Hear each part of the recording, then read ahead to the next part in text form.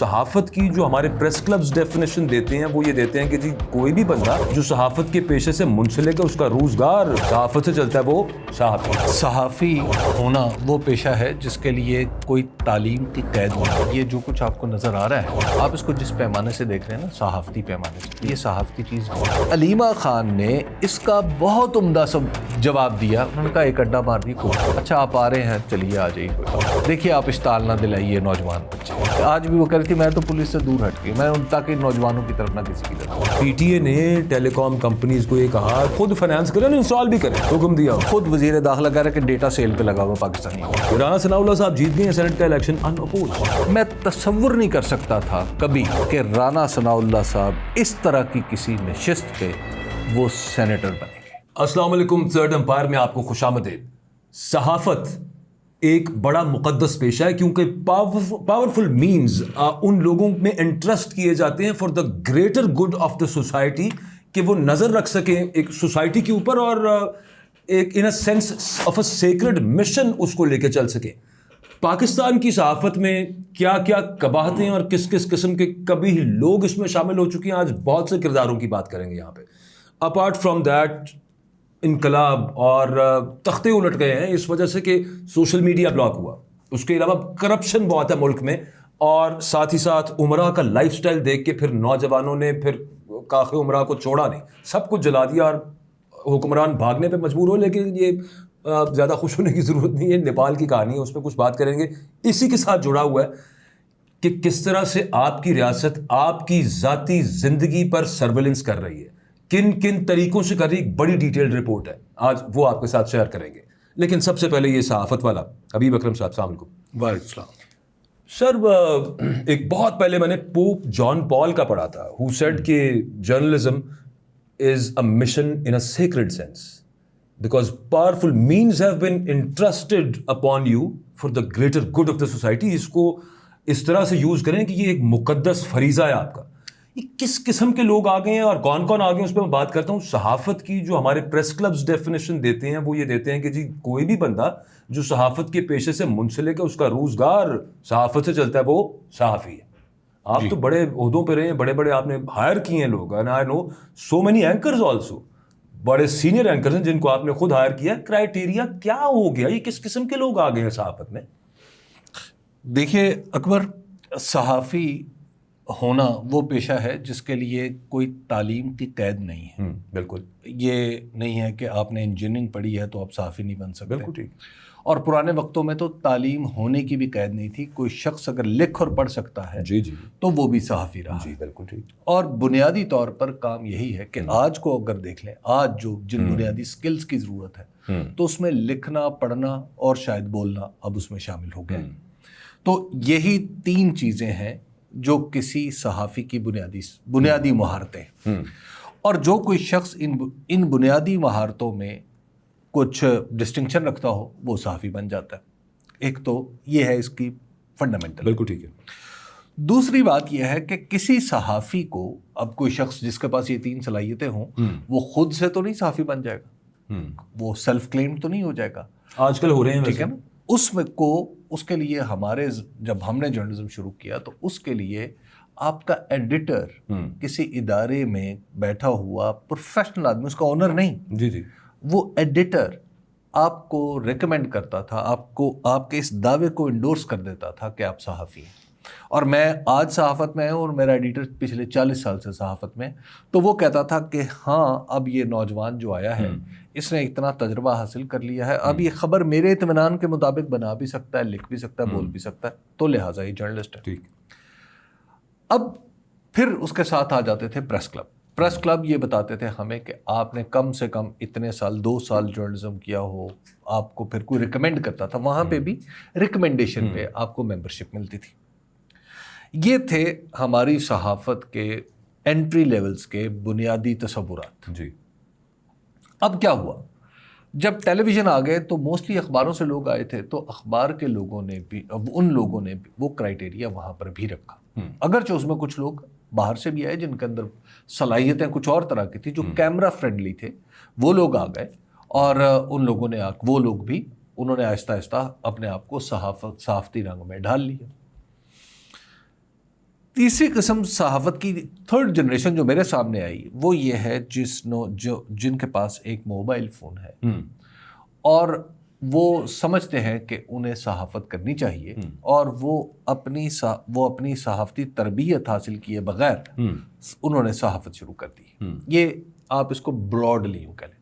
اور پھر چوتھے لوگ وہ ہیں جو میری اور آپ کی طرح ہیں, جو بالکل معروف ذرائع سے صحافت میں آئے اور معروف ذرائع سے ہمیں جو دیگر ادارے ہیں وہاں سے ہماری نوکریاں ختم ہوئیں اور ظاہر ہے وہ ہماری قابلیت یا نااہلی کی وجہ سے نہیں ختم ہوئی تھی, وہ ہماری اس کی ریزن کچھ اور تھی.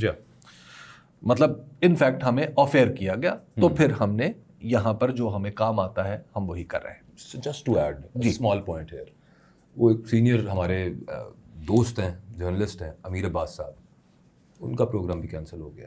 اچھا, ان کے پروگرام بند کر دیے گئے. اچھا چلیں.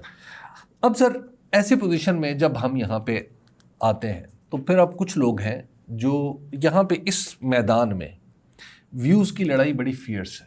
پہلے ریٹنگ کی لڑائی ہوتی تھی, اخبار میں سرکولیشن کی لڑائی ہوتی تھی. جی, یہ لڑائیاں ہوتی تھیں. سرکولیشن, ہر اخبار کی کوشش ہوتی تھی کہ میری سرکولیشن بڑھے, ہر ٹی وی کی خواہش ہوتی تھی کہ میری ریٹنگز بڑھیں, ہر یوٹیوب پہ یا ڈیجیٹل میڈیا پہ کام کرنے والے کی خواہش ہوتی ہے کہ اس کے ویوز بڑھیں. بزنس ہے یا مشن ہے, جو بھی ہے, مشن بھی ہو تو اس کی کامیابی کی بات کر رہا ہوں جی, کہ وہ تو ایک بزنس کر رہے ہیں جی, وہ فلاحی کام میں نہیں بیٹھے, ٹھیک ہے نا. تو لہٰذا یہ کمپٹیشن چلتا رہتا ہے, یہ ایک پروفیشنل ہیلدی کمپٹیشن. بالکل ٹھیک. اب یہاں پہ آ جائے جو واقعات جہاں سے آپ نے بات شروع کی, وہ واقعات ہیں جو خاص طور پر پاکستان تحریک انصاف کے ساتھ پیش آ رہے ہیں. کل جو طیب بلوچ صاحب نے جو علیمہ خان صاحبہ کے ساتھ بدتمیزی کی اور اس کے بعد جو ان کے ساتھ دھول دھپا ہوا, میں دھول دھپے کی مذمت کرتا ہوں, لیکن ایسے لوگ کہ جن کے ساتھ آپ بات کر کے ٹی وی پہ آپ ان کو سن کے یا کسی پوڈ کاسٹ پہ سن کے یہ تاثر لیں کہ یار یہ 5 جماعتیں نہیں پڑھا ہوا. اچھا, اس میں کوئی قباحت نہیں ہے, بہت سارے لوگ ہیں جنہوں نے میٹرک بھی نہیں کیا اور بہت بہت بڑے جرنلسٹ ہیں. ہمارے نذیر ناجی صاحب, انہوں نے میٹرک بھی نہیں کیا تھا. ہارون رشید صاحب نے میٹرک کر لیا, لیکن ان سے زیادہ پڑھا لکھا کون ہے؟ کمال لوگ, وہ تو صحافیوں کے سر کا تاج ہے. ایبسلیوٹلی. یہاں پہ آپ طرز تکلم دیکھیں, طرز گفتار دیکھیں, ان کی ٹویٹس پڑھیں. استغفر اللہ, میں چاہتا تو نہیں ہوں, اگر آپ نہیں, میرا خیال ہے کہ آپ یہ نہ کریں. یاری کیا الفاظ, جو کچھ بھی کریں کیا الفاظ ہیں. اچھا, مجھے یہاں پہ نا دیکھیے, چلیں آپ. اکبر, جرنلسٹوں میں اب ہوا کیا, ہوا یہ کہ جب ہم بھرتی کرتے تھے, میں نے زندگی میں جتنے جرنلسٹ, میں مختلف ایسی جگہوں پہ رہا جہاں پہ مجھے ہائرنگ کا موقع ملتا رہا, میں نے جتنے لوگوں کو بھی ہائر کیا یا کہیں جگہ سنبھالی تو جتنے لوگوں کو وہاں کام کرنے دیا وہ سب آج بھی جرنلسٹ ہیں.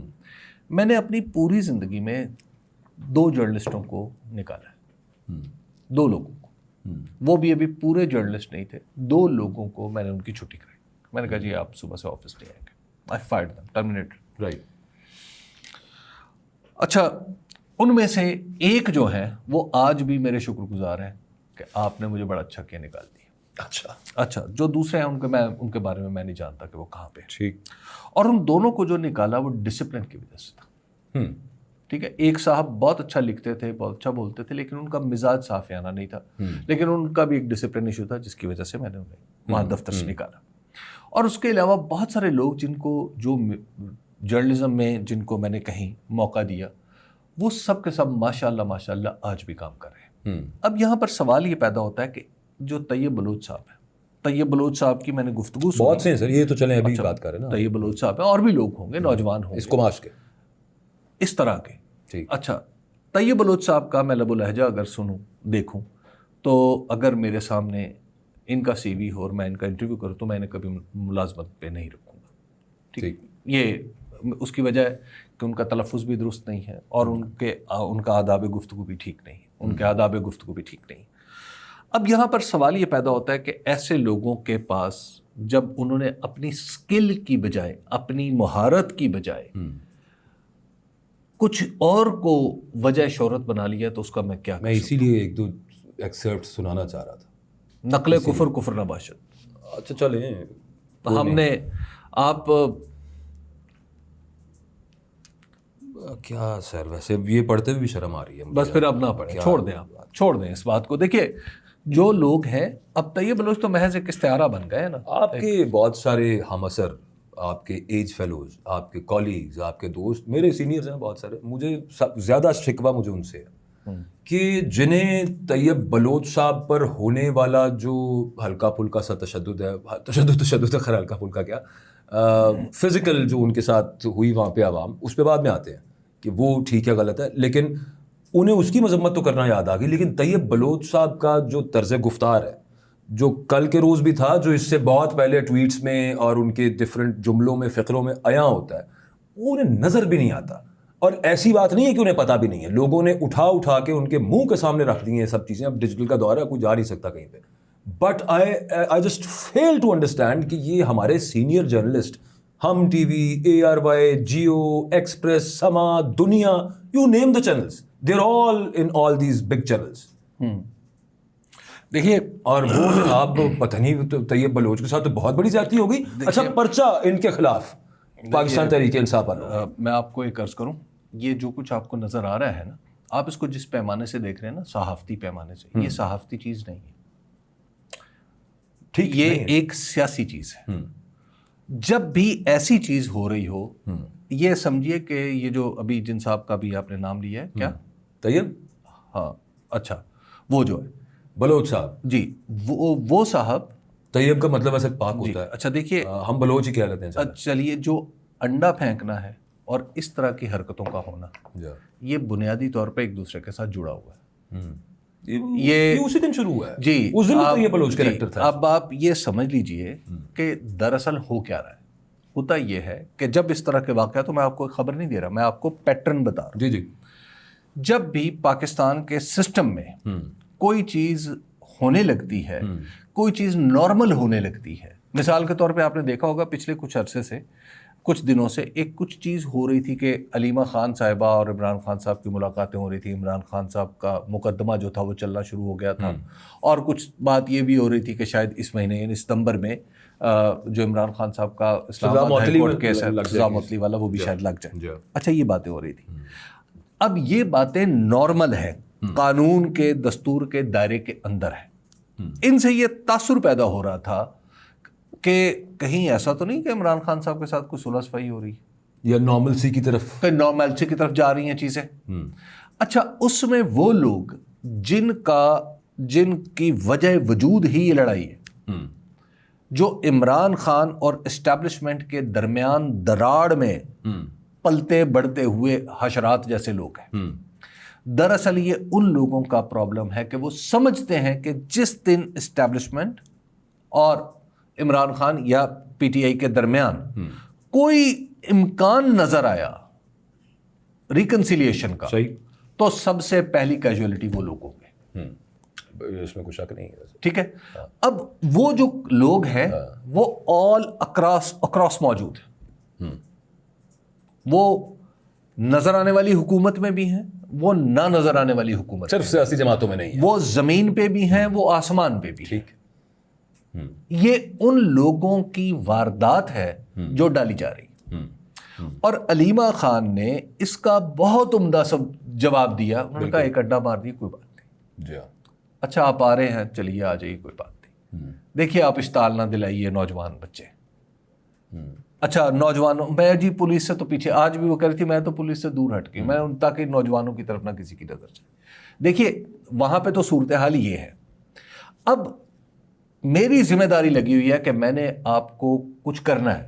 مان لیا سر، مان لیا، یہ سب کچھ مان لیا. میرا تو معاملہ یہ ہے کہ میں جو اپنے سینئرز کے سامنے، صحافیوں کے سامنے، صحافت کے بڑے بڑے برجوں کے سامنے رکھ رہا ہوں، وہ یہ ہے کہ یورپ کی غلامی پہ رضامند ہوا تو، مجھ کو تو گلا تجھ سے ہے، یورپ سے نہیں ہے. آپ کو آج میرا خیال ہے اپنا گریبان چاک کرنے کا خیال ہے. آج اپنا ہی گریبان آپ چاک کرنا چاہ رہے ہیں، اور شاید خود احتسابی آپ پر سوار ہے. دیکھیے، خود احتسابی کرتے رہے، لیکن مسئلہ یہ ہے جس ملک میں آپ کی عدالت سے امیدیں ٹوٹتی جا رہی ہیں، آپ کی ٹی وی چینل سے آف ایئر ہونے پہ، جو کہ آپ کی انیپٹنس کی وجہ سے نہیں ہوا، وہ جس بھی وجہ سے ہوا سب کو پتا ہے. اچھا، آپ ہیں، میں ہوں، سمینہ پاشا ہے، اور امیر عباس صاحب تازہ کیجولٹی ہیں, اور اس the list عاریہ goes on. مقبول جان ہے, The list goes on. ان میں سے ایک بندہ نہیں اس کے خلاف بولا, یا کم از کم حمایت میں ہی بول پڑے گا یار کیا کرے, زیادتی کر رہے ہو. ایک آدھا ہوگا, چلیں یہ میں نے چونکہ وہ فرط جذبات میں کہہ دیا, ایک بھی نہیں بولا, ایک آدھا ہوگا سوال پوچھ لے ہوگا, لیکن ہر ایک وہ بھی وہاں پہ سلیکٹو سا ہلکا پھلکا وہ چلتا رہا. دیکھیے ارشد شریف ہر بندہ ارشد شریف وہ شہید ہو گئے جی, انہوں نے ادھر یاد نہیں سی آندی, سب معاملہ ادھر آزادی صحافت آ جاتی ہے بیچ میں, پتہ نہیں کیا کیا ڈال لیتے ہیں. مطلب ارشد شریف کا کیس تو اب تک لگا ہوا ہے عدالت میں. دیکھیے یہ سارے لوگ ہیں, یہ جو کچھ ہو رہا ہے نا, یہ دراصل اکبر باجوہ صاحب صرف وہ انسیکیورٹی کا شکار لوگ کر رہے ہیں جنہیں یہ ڈر لگ رہا ہے کہ جناب کہیں ایسا تو نہیں ہونے والا, کہیں عمران خان باہر تو نہیں آنے والا, کہیں عمران خان کے ساتھ کوئی صلح صفائی تو نہیں ہونے والی. ایکچولی یہ سارے پرابلم اس کے ہیں. اس سے پہلے کیا ہوتا تھا, اس سے پہلے عمران خان جب باہر تھے تو جب بھی اس طرح کی کوئی بات ہوتی تھی عمران خان کے گھر پہ حملہ ہو جاتا تھا. آپ کو یاد ہے نا زمان پارک میں ان کے گھر پہ حملہ ہو جاتا تھا, سڑک پہ کھڑے ہو کے بات کرنے کی پریس کانفرنس کرنے کا دہشت گردی کا مقدمہ ہو جاتا تھا. یہ سب کچھ اسی لیے ہوتا تھا, اور اس وقت آپ کو یاد ہے کون کون لوگ. تو جو لوگ وہ لوگ اب بھی سسٹم میں موجود ہیں, ان کے لیے یہ ڈرونا خواب ہے اکبر باجوہ صاحب. انہیں کوئی بھی ملے گا, انہیں انڈا ملے گا, وہ انڈا ماریں گے. درست فرما رہے ہیں آپ, میں 100% اگری کرتا ہوں. اب آ جاتے ہیں پاکستان تحریک انصاف. جی, ان کا علیمہ خان صاحبہ کا بہترین, میں آپ کو عرض کروں یہ مسئلہ صحافتی نہیں ہے.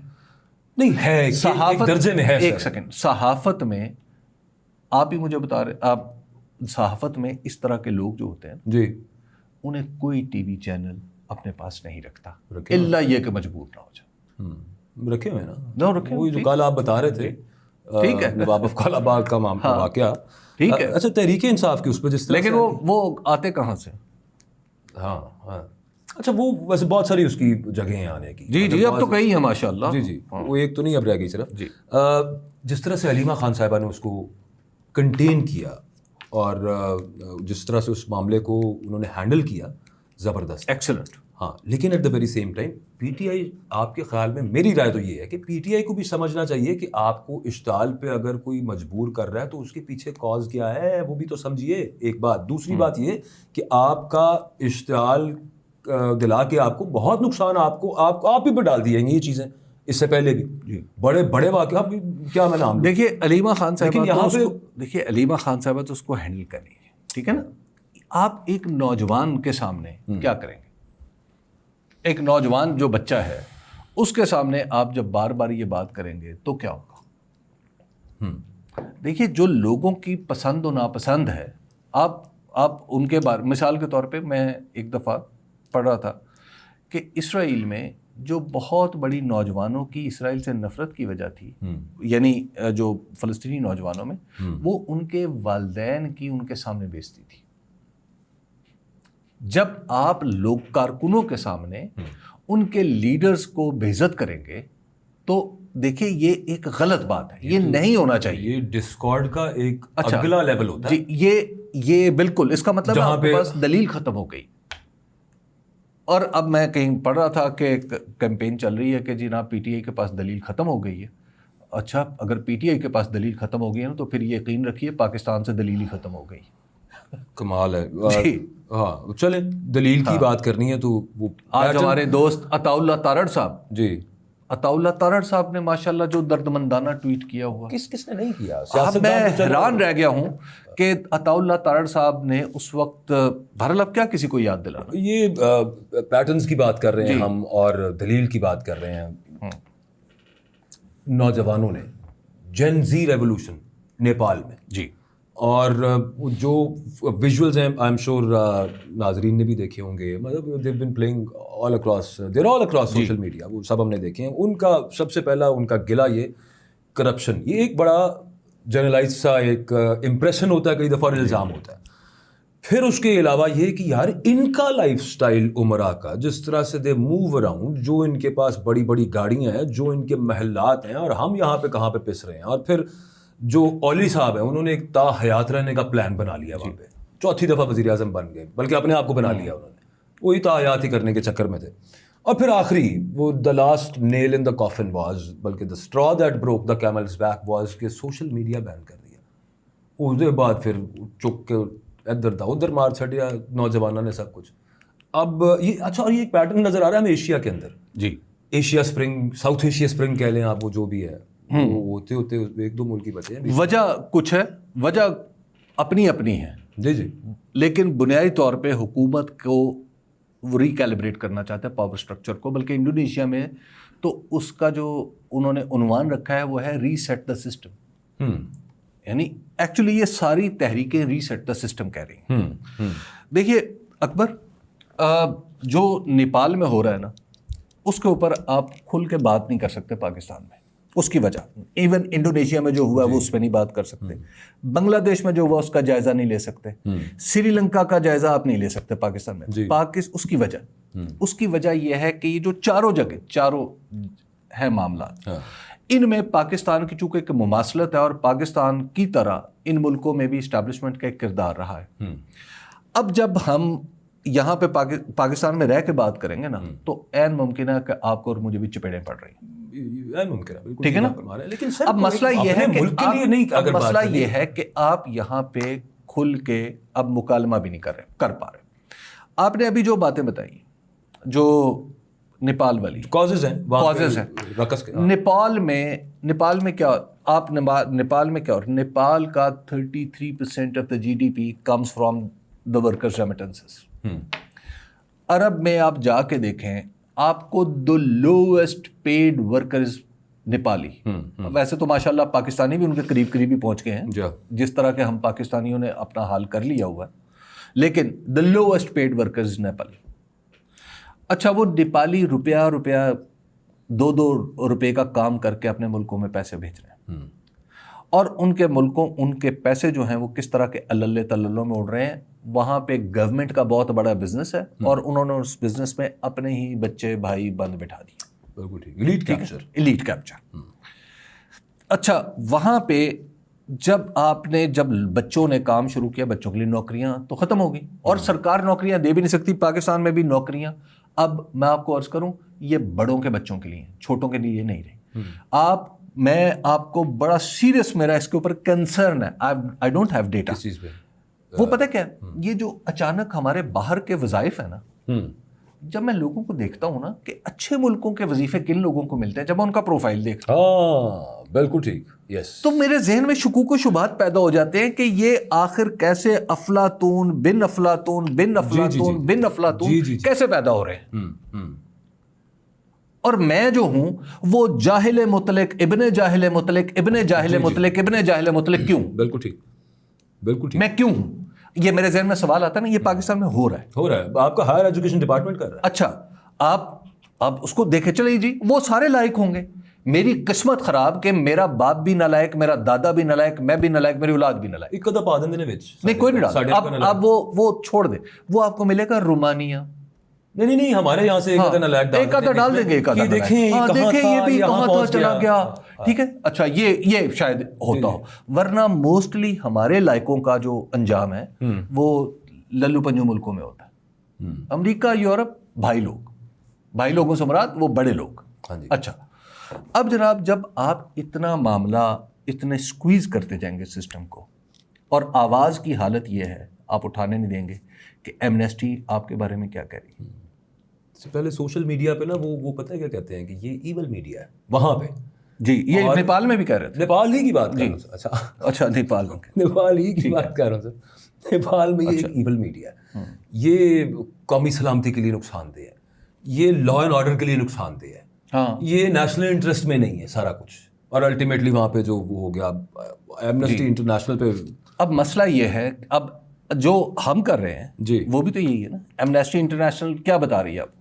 ایمنسٹی انٹرنیشنل یہ کہہ رہی ہے کہ 40 لاکھ لوگ ہمارے پاس ایک کیپیسٹی ہے کہ at a given time 40 lakh لوگوں کی سرویلنس کر سکتی ہیں ہماری ایجنسیز.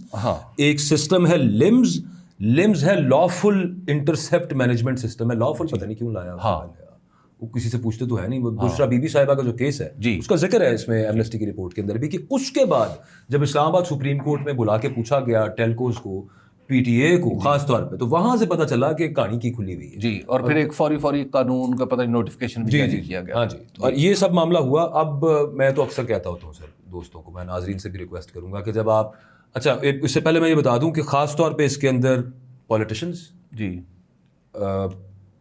افسران, امپورٹنٹ لوگ, بزنس مین اینڈ جرنلسٹ, جی, یہ تو ہیں ہی ہیں ٹارگیٹ پہ, لیکن سب ملا کے 40 لاکھ تو نہیں بنتے. ہاں, تو بہت سارے عام لوگ بھی اس میں سرویلنس کی اس میں ہیں, ہوں گے پریٹیکسٹ پہ دہشت گردی کا کسی پہ شبہ ہوگا, کسی پہ ملک دشمنی کا شبہ ہوگا, کسی پہ شبہ ہوگا کہ یہ نظریہ پاکستان کے خلاف ہے, واٹ ایور. میں صرف کہہ یہ رہا تھا کہ میں دوستوں کو کہتا ہوتا ہوں کہ جب آپ نارمل کال کریں نا, سادی کال, ننگی کال, کسی کو تو 2 سلام کیا کریں, تیسرے ساتھ بیٹھے صاحب انہیں سلام کر دیں.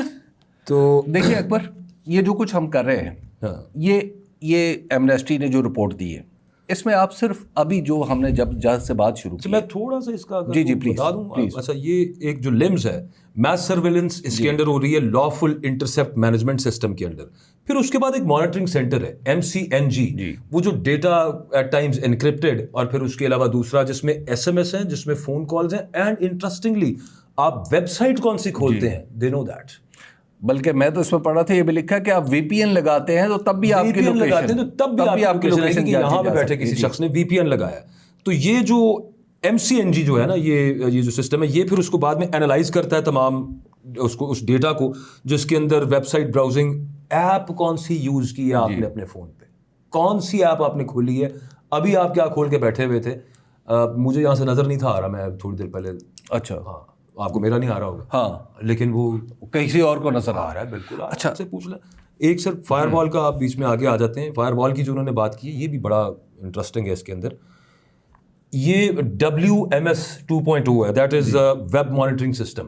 ایک پرانا ویب مانیٹرنگ سسٹم تھا, یہ اگلے والا ہے, یہ ہم نے چائنا سے لیا ہے. چائنا کا جو گریٹ فائر وال ہے, یہ اس کا کمرشل ورژن ہے جو ہم یہاں پہ یوز کر رہے ہیں. یہ بڑا بہت ایک اسٹاگرنگ نمبر ہے, یہ 2 ملین سیشنز جی ایٹ اینی گیون ٹائم یہ بلاک کر سکتا ہے. سر سیشن سے مراد یہ ہے کہ آپ نے ایک انٹرنیٹ سے, آپ نے ایک یوٹیوب ویڈیو کھولی ہے, آپ نے ایک ٹویٹر پیج کھولا ہے, آپ نے کوئی فلاں ویب سائٹ کھولی ہے, اور وہ ہوتا ہے نا, ہم اس میں کھول کے بیٹھ جاتے ہیں, 1 2 3 4 ونڈوز کھولی ہوئی ہیں ساتھ ساتھ, فون کے اوپر کھولی ہیں, کمپیوٹر کے اوپر کھولی ہیں, وہ ایک session 2 million sessions, 20 million session یہ سلو ڈاؤن کر سکتا ہے اور ان کو بلاک کر سکتا ہے ایٹ اینی گیون ٹائم. یہ اس کی طاقت ہے. اور پھر اس کے علاوہ ہاں جی, digital national act of Pakistan, جی digital digital nation act of Pakistan. اس کے بعد یہ ماشاءاللہ اور زیادہ بڑھ جائے گا کنٹرول ہمارے پہ, سب پہ. ایمنسٹی انٹرنیشنل یہاں پہ یہ کہتی ہے کہ یہ کمپنیز جنہوں نے یہ دیا, کمپنیز کہاں کہاں کی ہیں, فرانس, جرمنی, امریکہ اینڈ چائنا. جی, یہ پاکستان میں جمہوریت نہیں چاہتے, میس سرویلنس کا سسٹم دے کے they want democracy to go away from Pakistan. 3 تو چیمپئن ہے جمہوریت کے بیچ میں, آپ کا اس میں آپ کا 3 تو جمہوریت کے چیمپئن ہیں. میں اس میں اخذ اس وجہ سے کر رہا ہوں کہ ایمنسٹی نے یہ لکھا ہے کہ اینڈ پہ جو ریکمنڈیشن دی نا, انہوں نے کہا ہے کہ آپ اپنی جمہوریت بچائیں, پروٹیکٹ کریں, ہیومن یہ جو بیسک رائٹ ہے آپ کا پرائیویسی, اس کو پروٹیکٹ کریں ورنہ جمہوریت گئی ہے. تو میں اس وجہ سے اس کو کریکٹ کر رہا ہوں. آپ نے اس رپورٹ میں ایک اہم چیز نہیں بتائی. پلیز سر, کون سی؟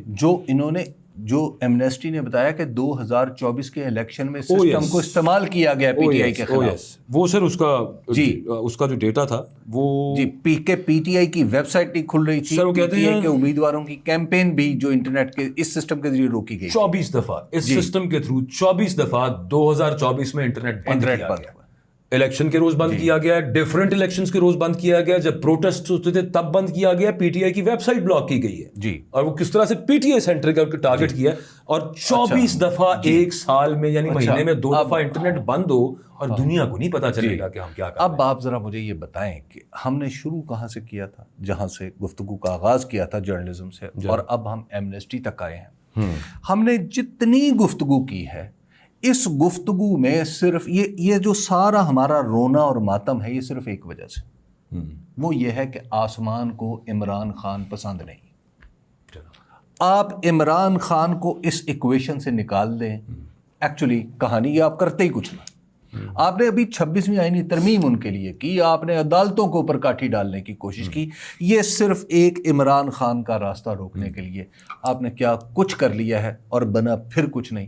آج بھی عمران خان وہی ہیں اور آپ ہر روز مطلب آپ کے پاس کہاں سے بات شروع ہوئی تھی انڈے تک آ گئی. یہ بات بالکل ٹھیک بات ہے. وہ اچھا وہ یہ بھی کہتی ہے Amnesty report this is for power consolidation. جی, جب آپ پاور کنسولیڈیشن کے لیے یہ سب کچھ کر رہے ہیں تو بات پھر انڈے تک آ گئی ہے. انڈے تک آ گئی ہے. شکر کریں سر انڈے تک ہی ہے. یہ بھی شکر ادا کریں. مطلب یہ ہے ہمارا کل سفر, ہماری ریاضت مملکت خداداد پاکستان کی مملکت خداداد پاکستان کی صورتحال, یہ ہے ہماری جمہوریت, یہ ہے کہ ہم جو لوگ مطلب اب کیا عرض سر کورٹ میں بتایا گیا کہ پی ٹی اے نے ٹیلی کام کمپنیز کو یہ کہا کہ یہ جو اس کو فائنانس کریں خود, یہ جو WMS2 ہے نا فائر وال, انہوں نے کہا خود فائنانس کریں, انسٹال بھی کریں, حکم دیا جی, اور پھر ڈیٹا ہم آپ سے جو لینا اور پھر اس کا نتیجہ کیا ہوتا ہے؟ اس کا نتیجہ یہ ہوتا ہے کہ جب آپ اس طرح کی بیرونی کمپنیوں کو انوالو کرتے ہیں تو پھر آپ کا نتیجہ کیا ہے کہ آج کل آپ کے جو خود وزیر داخلہ صاحب ہے محسن نقوی صاحب, انہوں نے کیا احکامات جاری کیے ہوئے ہیں, وہ پاکستانیوں کا ڈیٹا لیک ہو چکا ہے. جی جی, جب آپ یہ کام کریں گے 500-1200 کا بک رہا ہے. ہاں جی ٹھیک ہے, پی ٹی اے نے انکار کر دیا. پی ٹی اے کہتا کوئی نہیں بکا. ماشاءاللہ ماشاءاللہ پیچھے آ گیا. اچھا, اب ہمارے لیے تو بھائی پی ٹی اے جتنے طاقت, پی ٹی اے اور محسن نقوی صاحب ایک ہی جتنے طاقتور ہیں. اب ہم کس کی بات پہ یقین کریں کس کی نہ کریں؟ محسن نقوی صاحب کی. ان کی بات پہ یقین کرنا. پی ٹی اے اتنا طاقتور نہیں ہے. اچھا ٹھیک ہے, پھر محسن نقوی صاحب پہ یقین کر لیتے ہیں. اب محسن نقوی صاحب جب یہ کہہ رہے ہیں, وزیر داخلہ ملک کا کہہ رہا ہے کہ تحقیقات کی جائیں کہ یہ ڈیٹا آخر لیک کیوں ہوا ہے, تو یہ وجہ پتہ چل گئی ہے نا آپ کو. جی, جب آپ 14 قسم کی کمپنیوں کو, اور وہ بھی غیر ملکی. جی جی. اچھا, ویسے جہاں پہ ہم اگر کبھی چلے جائیں نا کسی جگہ, خدائی قسم آپ کو اور مجھے گارڈ گھسنے نہیں دے گا, اس ڈیٹا روم میں پتہ نہیں کتنے غیر ملکی لوگ گھسے ہوئے ہوں گے. جی بالکل ایسے ہی ہے, یہی ہو رہا ہوگا نا. ٹھیک بات ہے. دیکھیں نا, میں نے ابھی کمپنیز کے نام نہیں لیے, وہ جتنے وہ سارے ایمنسٹی رپورٹ کے اندر ہیں, but they are majorly from France, Germany, US and China. اور پتہ نہیں وہ کیا کمپنیز کے نام ہیں, پتہ نہیں ہمارے سسٹم میں ڈالتے ہوئے وہ چیزیں, ہمارے سسٹم میں وہ لگاتے ہوئے پتہ نہیں کیا کیا چیزیں لے گئے. سر یہ جس وقت اور پورا ڈیٹا, ہمارا نتیجہ یہ ہوا ہے کہ خود وزیر داخلہ کہہ رہا ہے کہ ڈیٹا سیل پہ لگا ہوا پاکستانیوں. اسرائیلی سافٹ ویئر تھا نا پیگسس, جس کے تھرو ایک پاکستان کا بھی آیا تھا کہ پاکستان کے ہائی پروفائل لوگوں کا واٹس ایپ ہیک ہوئے ہیں, سب اسرائیلی سافٹ ویئر ہے. تو اس وقت میری ایک IT ایکسپرٹ سے بات ہوئی, انہوں نے کہا کہ پیگسس یہاں پہ بھی یہ تھا کہ یہاں پہ کس طرح سے واٹس ایپ کا ڈیٹا لیک ہو جاتا ہے. تو اس بابت عدالت کے اندر یہ بشرا بیگم کیس کے اندر بتایا بھی گیا کہ ہماری ایجنسیز کے پاس یہ ان کے پاس موجود ہے, اکوپمنٹ ہے اور ٹیکنالوجی ہے. لیکن وہ جو پیگسس والا تھا نا, اس پہ ایک IT expert who had been working in United States at a very high position, انہوں نے مجھے یہ کہا, انہوں نے کہا کہ وہ لگ بھی جائے پیگسس آپ کو, پیگسس ایک اسٹریٹجک ٹول ہے اسرائیل کا, وہ اگر آپ کو دے بھی دیں تو اس کا ڈیش بورڈ رن کرنے والے لوگ پاکستان میں موجود نہیں ہیں. دیئر فور آپ کو ان کی کمپنیز اور ان لوگوں کی سروسز پھر بھی ملک میں لینی پڑیں گی جو آپ بات کر رہے ہیں. جناب علی, یہ جو سافٹ ویئر, یہ جو جس طرح کے سافٹ ویئر ہیں, آپ کے خیال میں یک پاکستان اتنا اونچا چلا گیا کہ پاکستان کے پاس یہ سافٹ ویئر چلانے والے لوگ آ گئے؟ نہیں, ٹھیک ہے نا. اچھا, اگر ہیں تو بڑی اچھی بات ہے, لیکن ڈر یہ ہے کہ نہیں ہے, اور چونکہ اس میں ٹرانسپیرنسی نہیں ہے, ہمیں یہ پتہ ہی نہیں ہے کہ ہمیں تو یہ سسٹم کی موجودگی ہمیں باہر سے پتہ چل رہی ہے, ایمنسٹی انٹرنیشنل بتا رہی ہے کمپنیاں کہ یہ کام آپ کر رہے ہیں. چونکہ ٹرانسپیرنسی نہیں ہے تو لگتا یہ ہے کہ جناب سارے بندے ہمیں ہی دیکھ رہے ہیں, اور نتیجہ کیا نکلتا ہے کہ آپ کا وزیر داخلہ کہہ رہا ہے کہ آپ کا ڈیٹا جناب وہ ٹکے ٹوکری بک رہا ہے, اب اس کی ذرا تحقیق کرے کیسے چل رہا ہے, یہ کیسے گیا. تو بھائی یہ تحقیق کرنے کی کیا ضرورت ہے, اپنی منجی تھلے ڈانگ پھیر کے دیکھ لو, منجی تھلے ڈانگ پھیر کے دیکھ لیں. اور جب سادہ کال پہ, بلکہ اب تو واٹس ایپ کال کا بھی کوئی پتہ نہیں ہے, بات کیا کریں 2 دفعہ سلام کر دیا کریں. جاتے جاتے حبیب صاحب 2 پولیٹیکل چھوٹی چھوٹی خبریں, وہ ایک اتنی سی لگی ہوئی ہے ڈان کے اندر, ایک اتنی سی لگی ہوئی ہے, لیکن ہیں بڑی کمال دونوں, لٹرلی اتنی لگی ہوئی. رانا ثناء اللہ صاحب جیت گئے ہیں سینٹ کا الیکشن ان اپوزڈ. جہاں تک رانا ثناء اللہ صاحب کا تعلق ہے تو رانا ثناء اللہ صاحب ایک ایسے پولیٹیکل ورکر ہیں جن کی پورا پاکستان عزت کرتا ہے, ٹھیک ہے, in spite of the fact کہ ان کے خیالات سے کسی کو اتفاق ہے, اختلاف. ذاتی طور پہ میں رانا ثناء اللہ صاحب کو ایک جینوئن پولیٹیکل ورکر سمجھتا ہوں. Like wise. لیکن جو انہوں نے یہ اعجاز چودھری کی سیٹ پہ الیکشن جیت لیا نا, یہ رانا صاحب کے درجے سے فروتر بات ہے. میں تصور نہیں کر سکتا تھا کبھی کہ رانا ثناء اللہ صاحب اس طرح کی کسی نشست پہ وہ سینیٹر بنیں گے. انہوں نے فارم 47 لینے سے انکار کیا. جی, انہوں نے پیسے دینے سے انکار کیا. ایک سینیٹرشپ لے لینے سے انہیں کیا فائدہ ہوگا, کتنی قدر بڑھ گئی. سر آپ کو یاد ہے بہت عرصے تک وہ سسٹم کا حصہ نہیں تھے بن رہے, اور بڑا منا بنو کہ ان کو لایا گیا, اور پھر اس کے بعد وہی آپ کے والی بات کہ کیا ایسا ہو گیا, مطلب ایسا کیا کر دیا بھائی رانا ثناء اللہ صاحب کو, ایسا کیا ہو گیا سر. وہ ایک کیس ہے, وہ جج صاحب کی گاڑی کی, جج صاحب کے اسکواڈ کی ایک گاڑی پر حملہ, کچھ اس طرح کا معاملہ ہے. شاہ محمود قریشی صاحب ماشاء اللہ اس میں بری ہو گئے ہیں. ویسے تو کافی کھل کے بات کر چکے ہیں, لیکن میرا سوال وہ ہے کیا ہو گیا شاہ محمود قریشی صاحب کو. میں نا 2-3 دن سے اس پہ کام لگا ہوا تھا کہ شاہ محمود قریشی صاحب کو کیا ہوا. میری معلومات کے مطابق شاہ محمود قریشی صاحب کو کچھ نہیں ہوا. اچھا. شاہ محمود قریشی صاحب کو یہ بیسیکلی ایک ڈیزائن پروبیبلی ہے کہ شاہ محمود قریشی صاحب کو گندا کیا جائے پارٹی میں. ٹھیک ہے, دیکھیے شاہ محمود قریشی صاحب اگر ڈیل کر لیتے تو وہ تو بہت جلد کر سکتے تھے. ٹھیک ہے نا. اچھا, اب وہ اتنے عرصے سے جیل میں ہیں, گھر میں ہوتے تو پتہ ہوتا نا, یا وہ تحریک استحکام پاکستان میں چلے جاتے یا کسی اور جگہ چلے جاتے. دیکھیے شاہ محمود قریشی صاحب کو اب قانونی طور پہ جو معاملہ ہو چکا ان کے ساتھ کہ ایک جگہ ان کا پلی آف ایلیبائی مانا جا چکا ہے, ان کی غیر حاضری مانی جا چکی ہے, صرف ان کی مانی گئی ہے. اب وہ باقی ساری جگہ بھی ظاہر ہے وہ ریپلیکیٹ ہوتی چلی جائے گی نا. یہ وہی بات ہوگی جو ہم کل بھی کر رہے ہیں. جی اچھا, اس دن بھی یاد ہے میں نے آپ کو عرض کیا تھا کہ جب ان کا پہلا فیصلہ آیا تھا, میں نے کہا اب یہ جو پلی آف ایلیبائی ہے یہ ہر جگہ مانی جاتی رہے گی, کیونکہ ایک عدالتی فیصلے میں اس کو حقیقت کے فیکٹ کے طور پہ تسلیم کر لیا گیا. اگلی عدالت نہ بھی مانے, لیکن آپ کی وہ والی بات بہت صاحب ہے. اچھا, اس میں بڑا وزن ہے. اب میں آپ کو ایک عرض کروں, اب یہ فیکٹ تبدیل نہیں ہوگا. اور یہ جو معاملہ چل رہا ہے نا, یہ جو شاہ محمود قریشی صاحب والا ہے, شاہ محمود قریشی صاحب کی جو بریت ہے, اگر ہماری عدالتیں آگے ہم امید کرتے ہیں, کوئی بدگمانی نہیں ہے, بہت خوشگمانی بھی نہیں ہے, قانون کے مطابق اور آئین کے مطابق فیصلے ہوں, تو یہ جو شاہ محمود کی بریت ہے, شاہ محمود قریشی صاحب کی بریت, یہ دراصل باقی سب کی بریت کا دیباچہ لیگلی. ایبسلیوٹلی. خیر یہ ایک اب time will tell of course. یہ والا نہیں, شاہ محمود قریشی صاحب کی میں پرٹیکولرلی بات کر رہا ہوں کہ انہیں کچھ ہوا ہے کہ نہیں ہوا. ایز آف ٹوڈے میں آپ کو بتا رہا ہوں, میری انفارمیشن یہ ہے کہ شاہ محمود قریشی صاحب جو آپ بات کریں کہ ان کے آسمانوں میں رابطے ہو گئے, ایسا نہیں.